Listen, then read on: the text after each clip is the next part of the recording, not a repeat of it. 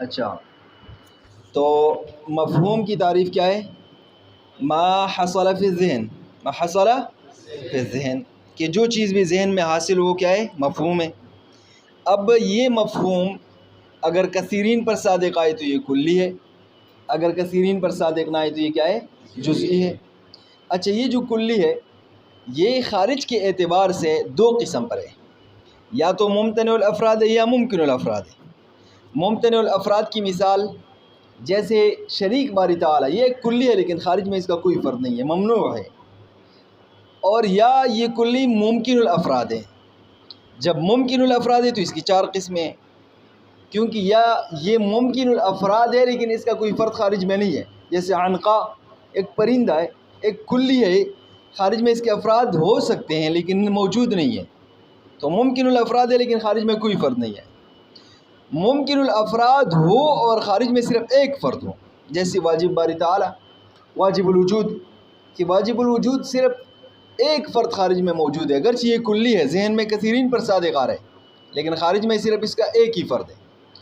اور خارج میں کثیرین پر صادق آئے، ممکن الافراد ہے اور خارج میں کثیرین پر صادق آئے، کثیر افراد موجود ہو، تو یہ کثیر متناہی ہوں گے یا غیر متناہی ہوں گے؟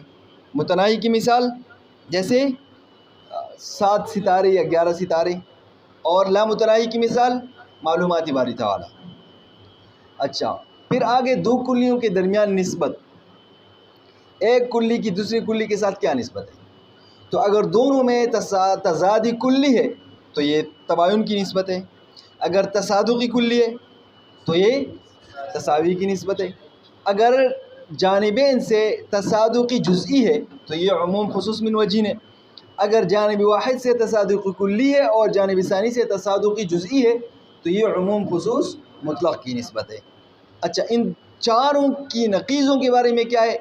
تو عموم خصوص مطلق کی نقیض عموم خصوص مطلق ہے لیکن بالعکس، یہ ہم نے پڑھا تھا۔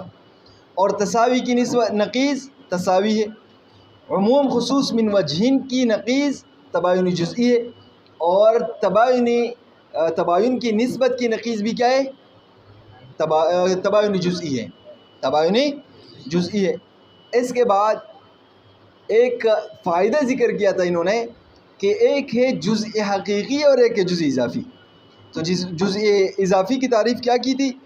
اخذ تحت الاعم، اخذ تحت الاعم یا الاخص من الشیء، الاخص، پھر دونوں کے درمیان نسبت بیان کی تھی کہ جزء حقیقی اور جزء اضافی میں نسبت کیا ہے؟ تو کہا تھا کہ عموم خصوص مطلق کی نسبت ہے کہ جزء اضافی یہ کیا ہے؟ عام ہے، اور جزء حقیقی یہ خاص ہے۔ اس کے بعد ایک دوسرا فائدہ یہ ہے کہ ما ہوا کا کیا فائدہ ہے؟ تو ہم نے کہا تھا کہ ما ہوا کے ذریعے تصور مجہول کو معلوم کیا جاتا ہے، تصور مجہول کے بارے میں سوال کیا جاتا ہے۔ اب ما ہوا کے ذریعے سوال اگر ایک چیز کے بارے میں ہوگا یا کئی چیزوں کے بارے میں ہوگا، اگر ایک چیز کے بارے میں ہے تو وہ ایک چیز جزئی ہے یا کلی ہے، اگر وہ ایک چیز جزئی ہے تو جواب میں 9، اگر ایک چیز کلی ہے تو جواب میں حد تام۔ اگر ما ہوا کے ذریعے کئی چیزوں کے بارے میں سوال ہے تو وہ کئی چیز یا تو متفقۃ الحقائق ہوں گے یا مختلفۃ الحقائق ہوں گے، اگر متفقۃ الحقائق ہے تو 9، اگر مختلفۃ الحقائق ہے تو جنس۔ اب جنس کے بارے میں ہم نے کہا کہ اگر اس جنس کے افراد میں سے کوئی فرد لیا جائے اور اس فرد کے ساتھ دوسرے افراد میں سے کوئی فرد لیا جائے اور ہر مرتبہ جواب وہی آ جائے، وہی جنس آئے، تو یہ جنس سے قریب ہے اس فرد کے لیے، معینہ کے لیے۔ اور اگر ایک معین فرد کو لیا جائے اور اس معین فرد کے ساتھ اس جنس کے دوسرے مختلف افراد کو لیا جائے اور جواب مختلف آتا جائے تو پتہ چل جائے گا کہ اس معین فرد کے لیے وہ چیز جو ہے جنس سے قریب نہیں ہے بلکہ جنس سے بعید ہے۔ تو یہ ہے خلاصہ تمام دروس کا۔